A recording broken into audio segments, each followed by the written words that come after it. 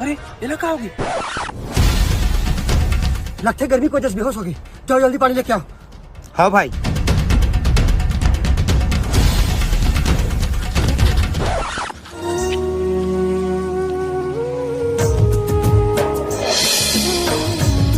ठीक लगी पापा?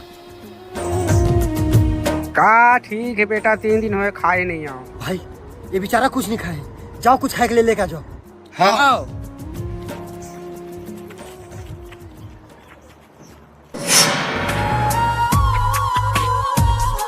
एक ही पेट में कितने सारा खाई।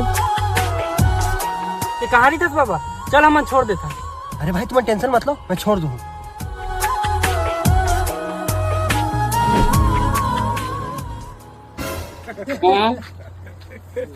शांति, हमारे शांति ले आज के जुगाड़ हो गए। मस्त फ्रूट जूस बना दे।